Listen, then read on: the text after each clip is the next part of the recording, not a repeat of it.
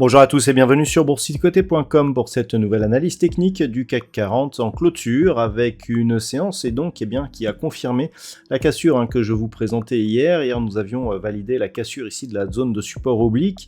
On l'avait testé avant-hier, on l'avait bien cassé hier. Hier je vous signalais d'ailleurs un gap baissier comblé. Et bien aujourd'hui on a eu un gap baissier non comblé.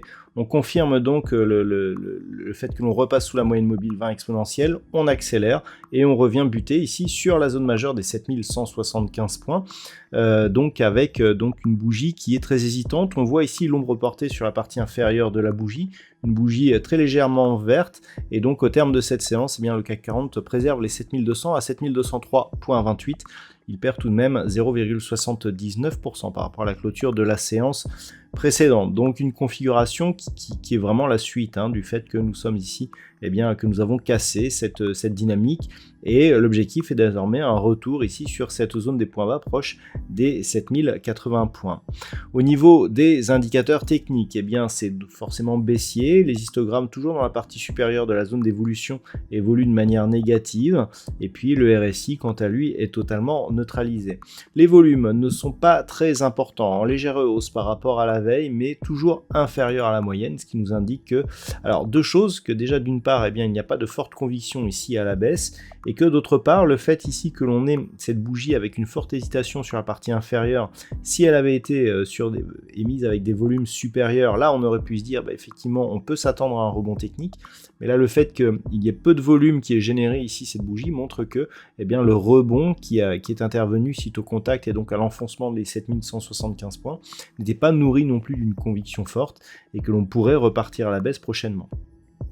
Donc, la configuration, on le sait désormais, elle est plutôt rouge.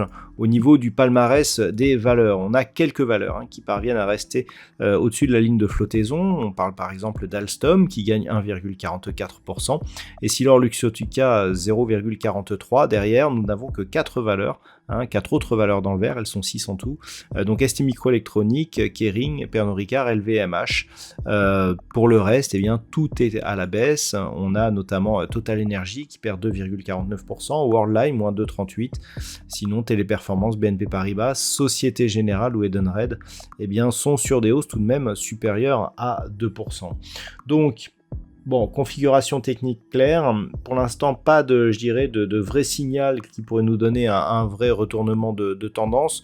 Au moment où j'effectue cette analyse, je dirais que les futurs sont relativement stables par rapport au niveau de clôture. Donc il faudra attendre de voir ce qui se passe. Cette zone était une zone majeure. Elle avait déjà été entourée de nombreux gaps. On peut voir ici le gap donc juste avant franchissement à la baisse. Le gap ici pour refranchissement à la hausse, et là on ouvre un gap et on vient tester cette zone. Donc on est potentiellement sur une zone où la dynamique peut être forte et la volatilité peut encore grandir, donc il va falloir être vigilant. Premier test ici sur cette zone majeure qui avait déjà été validée ici comme support suite au retour au-delà de cette zone. Donc clairement, si demain on revient ici à tester cette zone, on pourrait bien la casser de manière plus durable et revenir chercher donc la zone horizontale des 7110 points et la zone de points bas significatifs pour valider un retracement total ici de la dynamique suite à la rupture du retracement à 61,8%. Je vous l'ai tracé sur l'unité de temps 4 heures. Voilà, on a ici donc les retracements de Fibonacci, et on voit ici que le retracement à 61,8% agit comme résistance par rapport à la phase de cotation actuelle. Donc on a totalement enjambé ici la zone 50-61,8, ce qui est plutôt assez négatif. Donc il faudrait reprendre à la limite, je dirais, ce gap pour espérer avoir un retour à un mouvement haussier. C'est donc la solution alternative que l'on attendra demain. Qui plus est, ce gap s'est ouvert ici avec cette zone des 7250 points qui était techniquement intéressante. Là, clairement, on a un gap qui s'ouvre. Vous voyez ici, on avait eu un gap ici aussi, un gap à la hausse qui avait été comblé. Là, on rouvre un gap à la baisse sur la même zone, donc quelque part, on invalide tous les signaux haussiers qu'il y avait dans cette limite.